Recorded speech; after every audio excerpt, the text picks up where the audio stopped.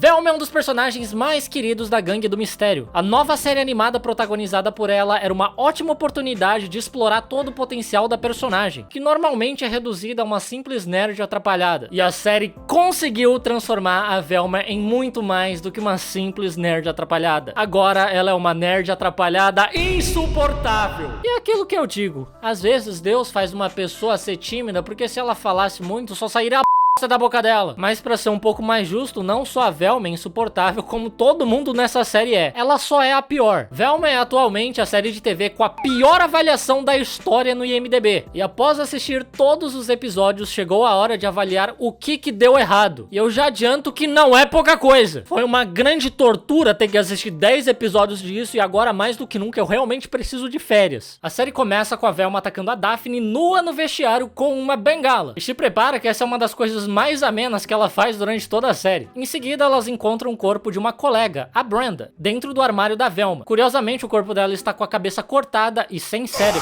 igualzinho de quem escreveu essa série. A Velma é levada até a delegacia como a principal suspeita, já que o corpo foi encontrado no armário dela e ela abertamente odeia todas as garotas populares. Isso começou porque ela e a Daphne costumavam ser melhores amigas. Mas depois que a Daphne se tornou popular, as duas pararam de se falar e a Velma se tornou esse goblin rancoroso. As mães da Daphne, que trabalham como detetives, dizem a Velma que se ela não encontrar o verdadeiro culpado em 24 horas, o xerife da cidade vai querer culpar e prender ela. E isso não seria um problema para a grande resolvedora de mistérios Velma, se ela não estivesse traumatizada com o desaparecimento da sua mãe, o único mistério que ela não foi capaz de resolver. Num dia, a mãe dela saiu para comprar um presente de Natal para Velma e nunca mais voltou. Por conta disso, ela sofre de alucinações e crises de pânicos toda vez que ela chega perto de um mistério, sendo que ela sempre tá perto de um mistério de como ela consegue ser tão detestável. Norville, o Salsicha, que ainda não recebeu o apelido de Salsicha, que também é o melhor amigo da Velma, decide ajudá-la a encontrar quem matou a Brenda. E após algumas investigações, a Velma decide ir até a casa do Fred Jones, acreditando ser ele o assassino. O Fred nessa série é retratado como um filhinho de papai mimado, infantilizado, incompetente, burro, cujo único propósito na série é ser alvo de piadas por ele ser um homem branco. E piadas com esse tema são tão recorrentes, tão repetitivas, tão previsíveis que chega a ser muito irritante. As piadas dessa série parecem aquela criança que acabou de descobrir um palavrão e ela não para de repetir aquilo porque ela acha isso hilário, mas só ela tá achando graça. Enfim, na casa do Fred, a Velma começa a ter mais um episódio de alucinações e ataque de pânico que só param quando o Norville confessa o seu amor por ela e ela começa a gargalhar e zombar disso. Pelo visto, o corpo dela entra em colapso se ela fica mais de 5 minutos sem humilhar os amigos dela. O Fred encontra a Velma e ameaça fazer com ela o mesmo que ele fez com a Brenda, mas as mães da Daphne aparecem na hora e atiram nas duas pernas dele, sendo que ele não ia fazer nada, ele só ia pegar um talão de cheque que por algum motivo tá no roupão de banho dele pra pagar pelo silêncio da Velma, porque na verdade ele não matou a Brenda. O que aconteceu é que a Brenda descobriu que o Fred não tem pelo no corpo nenhum e ele pagou pra ela não contar isso pra ninguém, mas mesmo assim ele é preso. E logo após prenderem o Fred, a Velma encontra o corpo de uma nova colega, a Krista, dentro da lixeira de sua casa. A Velma se surpreende quando ela descobre que o seu próprio pai vai representar o Fred no julgamento pelo homicídio duplo. Mas o mais surpreendente é que aparentemente nenhum outro advogado quis defender o Fred, sendo que a família do Fred, a família dos Jones, é extremamente rica. Eles são donos de uma marca de acessórios masculinos de luxo e nem tem provas concretas contra o Fred. A Velma fica muito brava com o pai porque ela tem certeza que o Fred é o culpado, já que ele é branco e tem o pênis pequeno. Sim, esse é literalmente o argumento que ela usa. Às vezes eu sinto que essa série não gosta muito de homem, mas sabe quem gosta de homem?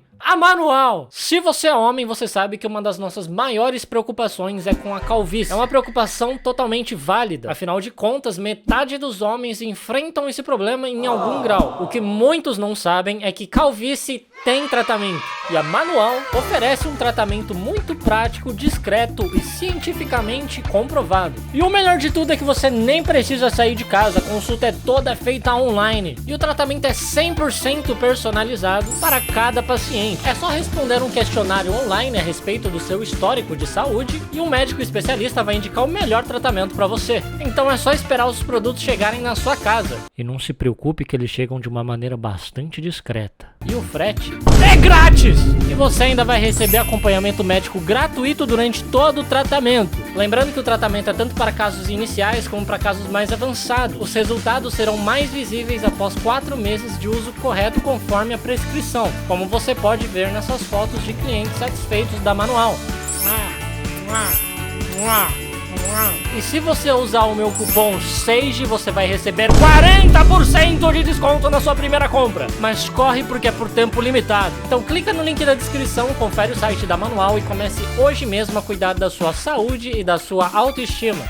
E ela, muito orgulhosa de ter resolvido esse mistério sem morrer de alucinação, decide que é hora de finalmente resolver o mistério do desaparecimento da sua mãe, que ela também tem certeza que foi sequestrada e não simplesmente abandonou ela, mesmo ela sendo essa pessoa insuportável que ela é. Então ela pede a Daphne que ela roube os arquivos da investigação, já que as mães dela são detetives, mas a Daphne pede $500 pra fazer isso porque elas não são mais muito amigas. Na verdade, elas se odeiam. E ela também diz que a Velma pode trabalhar pra ela em troca desses arquivos. A Daphne revela que ela trafica drogas na escola porque ela precisa de dinheiro para contratar um investigador particular e descobrir quem são os pais biológicos dela e por que eles abandonaram ela. A Velma faz sentido abandonar, mas ela não. A Velma aceita vender droga, mas ela é péssima fazendo isso. Ela espanta toda a clientela sendo rude e criticando as pessoas porque ela acha que ela é melhor que todo mundo. X9. Branca rica privilegiada. Branca rica privilegiada. Ela tenta vender drogas para um homem que se revela ser o próprio pai dela e ela explica pra ele que ela está precisando do dinheiro pra conseguir os arquivos da mãe dela e investigar o desaparecimento dela. Então o pai diz que ele pode dar os $500 pra ela se ela ajudá-lo a defender o Fred no julgamento. Que eu ainda não sei por que ele precisa de ajuda, porque tem 0 provas contra o Fred. No julgamento, a Velma humilha o Fred na frente de todo mundo, fazendo com que ele mostre pra todo mundo que ele é incapaz de cortar um bife sozinho, quem dirá cometer um assassinato. As pessoas começam a rir dele e ele se sente tão humilhado que ele fica furioso e diz que ele seria capaz de matar as garotas sim. Então o juiz declara ele culpado. Humilhar o réu que você tá tentando defender sem avisar ele que você vai fazer isso é realmente uma ótima estratégia, Velma. Na verdade, acho que ela só fez isso porque ela tem uma necessidade crônica de humilhar as pessoas. A Daphne vai até a casa da Velma entregar os arquivos do desaparecimento da mãe dela de cortesia e a Velma descobre que o último lugar em que o celular da mãe dela esteve foi na casa do Fred. Ela começa a alucinar novamente, só que dessa vez a Daphne dá um beijo nela! O que não faz sentido nenhum! Um dos sintomas do ataque de pânico é exatamente a falta de ar. Se você acha que você deveria beijar alguém tendo uma crise de ansiedade, pergunte-se o seguinte: você daria um beijo grego em alguém com diarreia? Mas aqui isso inexplicavelmente funciona. E as alucinações da Velma param. A Velma vai até a prisão perguntar pro Fred o que ele sabe sobre o desaparecimento da mãe dela, mas ela começa a alucinar fortemente lá também e ela é expulsa e banida da prisão, que é o melhor lugar pra se ser banido, você nunca mais vai poder ser preso. Na escola, a diretora obriga todas as garotas a fazerem aulas de autodefesa, que por algum motivo se transforma num campeonato para determinar quem é a garota menos vulnerável. Oi, por que os meninos não têm aula de como não matar as mulheres também? O engraçado disso é que, spoiler, o serial killer é uma mulher. E nesse campeonato, a Velma e a Daphne chegam até a final. Antes do embate começar, a Velma tenta humilhar a Daphne. Ah, mentira que ela tentou humilhar mais uma pessoa. Lendo o diário dela e revelando que a Daphne, apesar de aparentar ser uma pessoa forte, ela constantemente se consulta com um terapeuta da escola, que é o pai do Norville.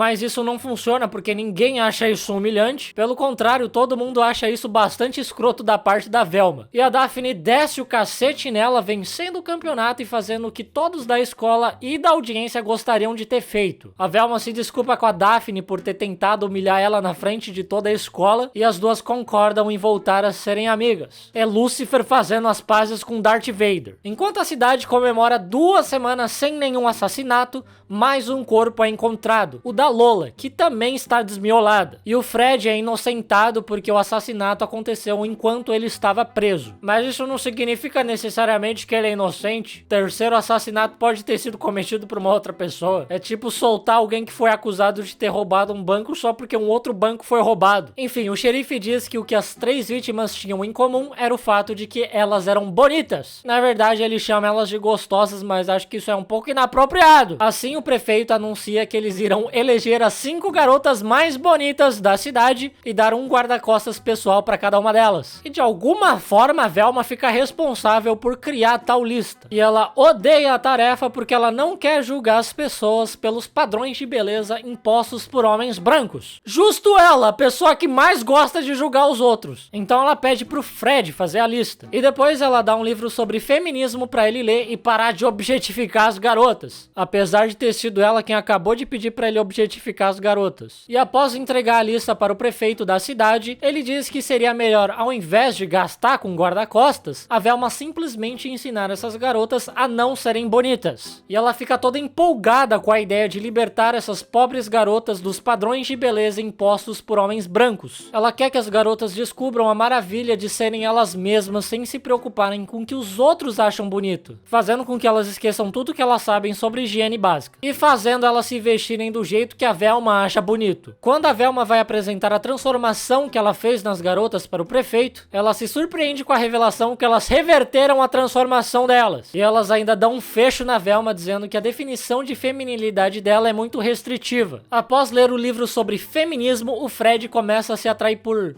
mães, aparentemente. E a perua falou, tá afim? E pela Velma, porque agora ele valoriza muito mais a beleza interior. O que é bastante curioso porque a Velma não tem nenhuma. O interior dessa menina é um esgoto a céu aberto, até de longe dá pra sentir que tem alguma coisa podre. Enfim, o Norville se apaixona e começa a namorar uma outra garota, a Gigi. E a Velma não gosta nada disso, porque agora ele tem menos tempo pra ajudá-la na investigação da mãe dela. Depois de zombar dos sentimentos que ele tinha por ela, agora ela acha ruim que ele seguiu em frente. Essa amizade tá mais tóxica do que a relação que eu tenho com jogos online com personagens gostosos e mecânicas de gacha. O Fred diz para a Velma que ele descobriu que a casa dele pertencia a uma neurologista chamada Doutora Edna Perdue, que morreu num hospício após conduzir experimentos eticamente questionáveis, tipo operar fimose num enroladinho de salsicha. A Velma vai até a biblioteca procurar por arquivos da Doutora Edna Perdue, mas eles não encontram nada na caixa onde deveriam estar os arquivos, porque eles foram levados pela mãe da Velma. E mais um episódio fortíssimo de alucinações se manifesta na Velma, e dessa vez sem um Norville por perto pra fazê-la rir, ela quase morre. Foi por muito pouco. Então, ela decide simplesmente separar o Norville da Gigi. É o que um verdadeiro amigo faria. Ele separaria o seu amigo da namorada nova dele que faz ele feliz, só porque você precisa da ajuda dele. A Velma dá uma festa do pijama na casa dela, exclusiva para os membros da banda da escola, da qual ela e o Norville fazem parte. Mas a Gigi aparece na festa porque ela se inscreveu pra banda da escola, e ela implora pra Gigi pra ter o Norville de volta. Oi, posso ajudar? Vamos falar sério? O Norville era meu muito antes de ser seu. Então eu só vou falar uma vez. E no meio da discussão, a Gigi sem querer revela que o Norville é neto da doutora Edna Perdue. E a Velma fica furiosa por ele não ter contado isso. As coisas começam a ficar complicadas na festa do pijama, porque o Fred derrubou as pizzas e tá todo mundo começando a enlouquecer de fome. E como o prefeito instaurou um toque de recolher às 9 da noite, tá todo mundo preso dentro de casa. E os únicos permitidos na rua são os policiais, que estão prendendo qualquer um que estiver fora de casa, o que é bastante excludente com moradores de rua. A Velma então pede para a Daphne conseguir a chave do carro da mãe dela, após ignorar completamente o que a Daphne tá querendo contar pra Velma. E a Velma manipula o Norville para convencê-lo a dirigir a viatura. O que a Daphne queria contar pra Velma é que ela encontrou a família biológica dela. Eles são ladrões que vivem nas minas de cristais abandonadas da cidade. E isso explica por que a Daphne gosta tanto da Velma. As cavernas são o habitat natural dos Goblins. A turma vai até uma lanchonete roubar comida pra festa. Eles quase são pegos pela polícia, mas a Velma se oferece de isca pra distrair o xerife, enquanto os outros escapam. É literalmente a única vez nessa série toda que a Velma não é uma egocêntrica pau no cu. Ela passa a noite na delegacia junto com os pais do Norville, que foram presos por estarem praticando atos libidinosos com fantasias estranhas. E em troca de não contar isso pra ninguém, a mãe do Norville promete pra Velma que ela vai dizer tudo que ela sabe sobre a doutora Edna Perdue. A Edna tinha descoberto uma forma de manter o cérebro vivo fora do corpo, e isso interessou o general Harry Mitting, que pensou em trocar o cérebro de um soldado pelo cérebro de um hippie, para ele espionar o movimento hippie dos anos 70. Como se precisasse disso tudo para espionar pessoas que estavam fumando maconha como se fosse vape de morango. E olha que engraçado, eles deram o nome desse projeto de Projeto Scooby. Deus perdoe essas pessoas se eles inventarem de colocar o Scooby-Doo nesse concorrente de 365 dias como pior criação do ser humano. Mas a doutora nunca teve êxito nesse experimento e com o passar dos anos ela foi enlouquecendo, até fechar completamente o seu laboratório e esconder todos os seus diários para que ninguém pudesse recriar o experimento. O que é uma pena porque eu adoraria trocar o cérebro do criador dessa série pelo cérebro de um orangotango. Tenho certeza que ele faria um trabalho melhor. A Velma acredita que os assassinatos estejam ligados a esse experimento, visto que os cérebros das vítimas foram removidos. Mas ela não consegue investigar mais a fundo porque as alucinações dela ficaram muito mais fortes agora que ela está mais perto da verdade. E ela percebe que as alucinações começaram porque o pai dela não acredita que a mãe dela desapareceu, mas sim que ela os abandonou. Então a Velma tenta convencê-lo do contrário para que as alucinações dela sumam. Ela almoça com o pai no strip club e pede para que ele por favor acredite nela, mas ao perceber que ele não está muito interessado nisso, ela fica muito brava com ele. E por não querer mais a aprovação do pai, as alucinações dela param e ela consegue olhar os arquivos da doutora Edna Perdue, onde ela descobre que sua mãe sabia que havia um laboratório dela escondido debaixo da casa dos Jones, e quando ela foi pra lá investigar, ela desapareceu. A Velma vai até o laboratório na casa do Fred, onde ela é encontrada por seu pai, que mesmo não acreditando nela, decidiu acompanhá-la. Mas ele passa a acreditar quando ele encontra no chão do laboratório um bilhete com a caligrafia da mãe da Velma. Então eles se perguntam se as alucinações eram causadas pela falta de aprovação do pai, por que elas pararam quando o Norville fazia ela rir ou a Daphne beijou ela? E a explicação pra isso é a pior possível. A Velma tem medo de não ser amada. Então quando o Norville disse que gostava dela, quando a Daphne beijou ela, quando o pai dela acreditou nela, ela se sentiu amada. Talvez seria mais fácil as pessoas demonstrarem que gostam dela se ela não fosse a pessoa mais detestável do mundo. Enquanto isso, a Daphne é feita de refém pelos seus próprios pais biológicos que querem escapar com os cristais da cidade. Mas as mães da Daphne aparecem para salvá-la. Elas prendem os ladrões e a única pessoa que consegue escapar é a Carol, que é a mãe da Daphne, que se depara com um serial killer após encontrar o relógio de bolso dele no chão. A polícia retira o toque de recolher porque a mãe do Norville conta pra imprensa que o assassino é o fantasma da doutora Edna Perdue. E para comemorar o fim do toque de recolher, a cidade prepara uma grande festa, o Festival da Neblina, o que não parece uma boa ideia, já que a cidade acredita que o assassino é um fantasma. Um lugar cheio de neblina parece o lugar ideal para o fantasma cometer assassinato. Todo mundo fica muito empolgado com a festa, menos a Velma, que tá brava porque tá todo mundo comemorando enquanto tem um serial killer à solta, e ela fica em casa porque as mulheres nessa festa só podem entrar acompanhadas. Isso é bastante machista, mas eu começo a desconfiar que essa regra foi criada só pra barrar a Velma da festa, porque eu acho que ela é a única pessoa da cidade que é chata o suficiente pra não conseguir nenhum acompanhante. Daí a Velma, ao colocar o bilhete que sua mãe deixou perto de uma fonte de luz, nota o surgimento de um número de telefone, e quando ela liga, alguém atende, mas não diz nada, e ela percebe pelo barulho de fundo que essa pessoa tá no Festival da Neblina. Acreditando ser esse o telefone do serial killer, a Velma se disfarça de homem pra conseguir entrar no festival sem nenhum acompanhante. Mas tem alguma coisa engraçada aqui. Não engraçada, haha. É mais pensado e calculado, como comédia feminina mesmo. Eu amo como essa série elogia a própria comédia dela, quando a comédia dela é 90% estereotipar gente branca, e uma inteligência artificial conseguiria fazer um trabalho melhor que eles. Amor, será que dá pra pedir pro chat GPT falar coisas racistas, tipo piadas racistas? Que é isso? É um chat inteligência artificial, será que se eu pedir pra ele escrever piada racista ele vai escrever? Acho que sim.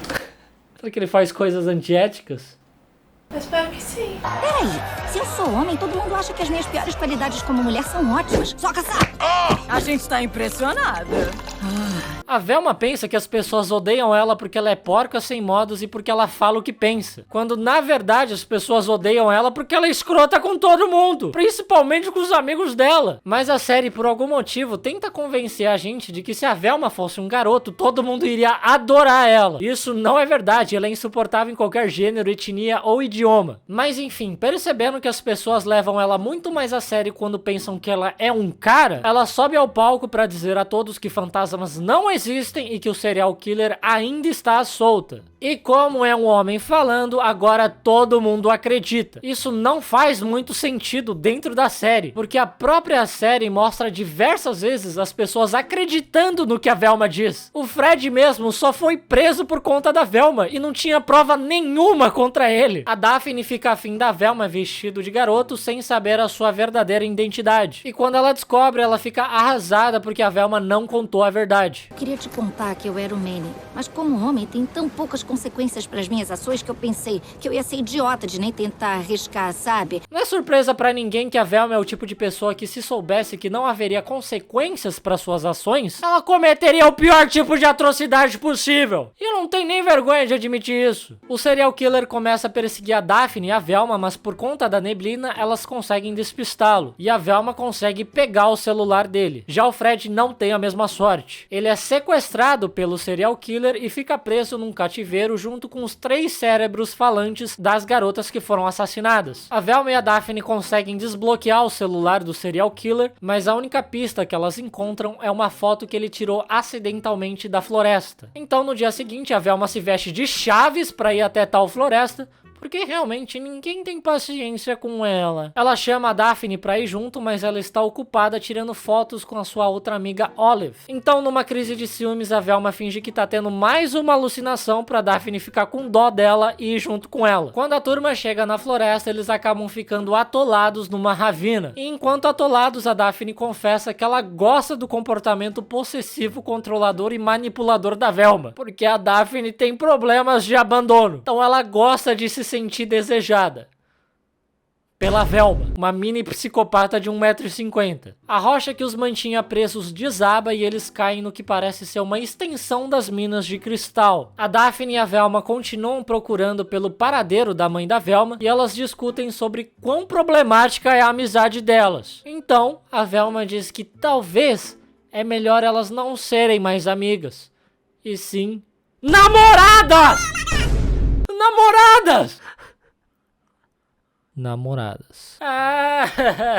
Namoradas. O relacionamento delas seria tão tóxico que elas fariam a Tess e o Durinho do After parecerem a Nilce e o Leon. Elas escutam a voz do Fred e encontram um cativeiro, mas a caverna começa a desabar. E quando a Velma tá prestes a cair num buraco, surge a mãe dela e salva a vida dela e acaba com o nosso dia. Elas conseguem escapar navando o mistério, mas infelizmente a mãe da Velma não se lembra da identidade do serial killer que sequestrou ela. E o pai do Norville diz que ela está com bloqueio de memória devido ao trauma de ter sido sequestrada. E se ela se manter feliz, em 72 horas as memórias dela devem voltar. Caso contrário, as memórias vão se perder para sempre. O que não faz sentido nenhum. E realmente ele inventou tudo isso. Mas eles não sabem disso. Então eles fingem que o pai da Velma não está com outra mulher com a qual ele acabou de ter uma filha. A Velma vai até o Norville, que está numa competição de esgrima, faz ele perder e pede ajuda dele para enganar a mãe dela. E eles ainda têm que mentir, falando que a filhinha recém-nascida do pai da Velma, na verdade é a filha do Norville com a Velma. Então, enquanto a Velma cuida do bebê, ela encontra no escritório do pai do Norville uma máscara de solda, igualzinha àquela que o serial killer usa. Ela denuncia o pai dele, fazendo com que toda a força policial invada a casa dele durante o jantar. Até um tanque aparece por lá. Mas segundo a própria série, homens brancos não podem fazer qualquer coisa sem nenhuma consequência? Que porra é essa então? Não foram eles mesmos que insinuaram que ninguém leva a sério o que a Velma diz só porque ela é uma garota? Se a série quer passar uma mensagem, o mínimo que ela tem que fazer é manter o posicionamento dela. Eu sinceramente eu não sei como eu aguentei assistir 10 episódios disso.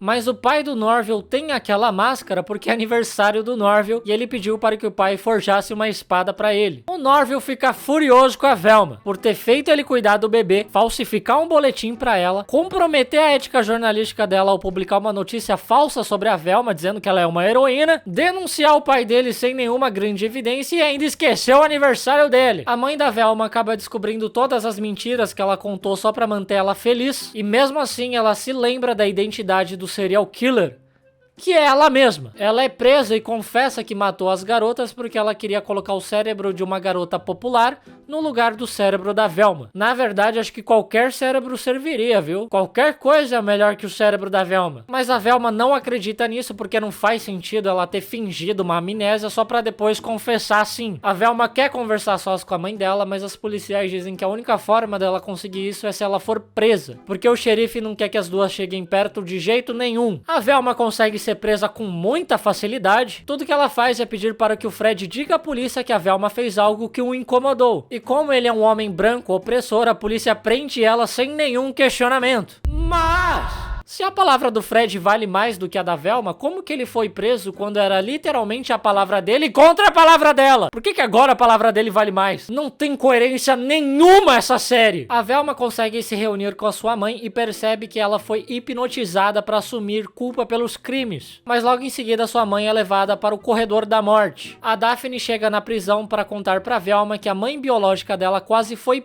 pega pelo serial killer e ela conseguiu roubar o relógio de pulso dele. E há um nome gravado no relógio, Harry Mitting, que é aquele general que criou o Projeto Scooby junto com a doutora Edna Perdue. E a Velma resgata uma memória perdida de que ela também foi hipnotizada para que ela se culpasse pelo desaparecimento da mãe dela. E foi aí que as alucinações começaram. Os óculos que a Velma usa foram deixados para trás pela sua mãe na noite em que ela desapareceu. E só agora ela foi notar que os óculos são da marca de acessórios da família do Fred. E ela notou também que o relógio de pulso do assassino também é da marca da família do Fred. A Velma então retorna ao laboratório da doutora Edna Perdue, onde ela encontra a Daphne e o Fred amarrados em macas. Ela enfrenta o serial killer espirrando perfume nele, que atrai os morcegos e atacam o assassino. Com o assassino amarrado, a Velma retira sua máscara, revelando que ele na verdade era a mãe do Fred, a Victoria Jones, que também é filha do general Harry Mitting. Ela estava tentando trocar o cérebro do Fred pelo cérebro de alguém mais competente que ele, já que ele vai herdar a empresa e ele não consegue fazer nada sozinho. Para isso, ela hipnotizou a mãe da Velma e fez ela reconstruir o laboratório, e usou a inteligência dela para descobrir como recriar o experimento da doutora Perdue. O pai do Fred, hipnotizado, captura a Velma e liberta a Victoria, que agora quer colocar o cérebro da Velma no corpo do Fred. A Velma disse que isso não faz muito sentido, porque assim que ela trocar de cérebro, ela vai até a polícia e contar o que aconteceu. Mas a Victoria faz um apelo interessante. A Velma tem um grande cérebro intelectual superior, e nada seria melhor para ela do que viver no corpo de um homem branco opressor que pode fazer o que ele quiser sem sofrer nenhuma consequência. Apesar de que o Fred foi até preso já, você esqueceu disso, série. Mas realmente a única forma da Velma se tornar mais irritante e menos digna de empatia